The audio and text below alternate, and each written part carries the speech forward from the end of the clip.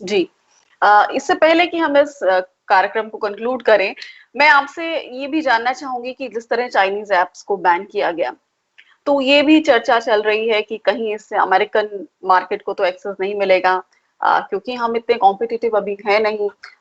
अगर Indian apps का भी कुछ बाजार बढ़ता है, तो क्या वो इसके लिए इतनी तैयार है कि वो प्राइवेसी और सिक्योरिटी को इंश्योर कर पाए?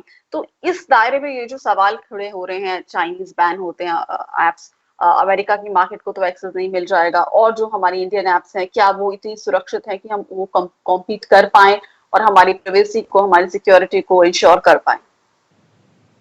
देखिए, मुझे लगता है इंडियन ऐप्स अभी बहुत ज्यादा विकसित नहीं हुई हैं। जो हुई हैं उनको, उनके बारे में अब ज्यादा चर्चा होने लगी है बैन के बाद।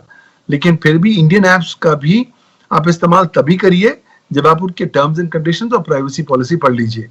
ये जरूरी इसलिए भी है क्योंकि भारतवर्ष में आज की तारीख में कोई निजता संबंधी कानून नहीं है। हालांकि उच्चतम न्यायालय ने हम सबको अपने जीवन जीने के मौलिक अधिकार में निजता का अधिकार अंतर्निहित तौर पर घोषित किया है। दूसरी बात, आपको याद रखना पड़ेगा कि आज की तारीख में भी भारत में कोई डेटा प्रोटेक्शन संबंधी कानून मौजूद नहीं है। और जो भारत का सूचना प्रौद्योगिकी कानून है वो डेटा प्रोटेक्शन को बहुत ज्यादा अहमियत नहीं देता, तो कॉम्प्रिहेंसिव प्रोविजन उसमें नहीं है। तो अगली बार अगर आप इंडियन मेड ऐप्स का भी इस्तेमाल करें, एटलीस्ट उसके टर्म्स एंड प्राइवेसी पॉलिसी पढ़ लीजिए कि वो किस तरीके से आपका डेटा का इस्तेमाल करेंगे। अगर फॉरेन ऐप्स का इस्तेमाल कर रहे हैं तब भी उसके टर्म्स एंड कंडीशन से देख लीजिए। और अगर वो कोई ऐसी जानकारी को एक्सेस कर रहे हैं जो आपके अनुसार आपकी निजता का हनन कर सकती है, तो वो एक्सेस आप दीजिए ना, वो परमिशन मत दीजिए और उस तरह के ऐप को डाउनलोड ना करिए। देखिए, शर्म मानने की बात नहीं है कि बॉस मेरे पास ये ऐप नहीं है, फोन पर नहीं है ना, सही।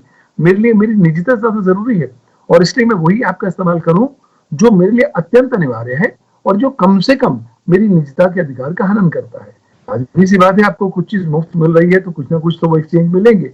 लेकिन अगर वो इनॉक्वस डेटा है जो आपकी निजता को कहीं कहीं डिस्टर्ब नहीं कर रहा, तब तो आप देने में आपको कोई हर्ज नहीं होना चाहिए। लेकिन तब भी आंखें खुली रखनी होंगी, कान खुले रखने होंगे, जागरूक रहना पड़ेगा।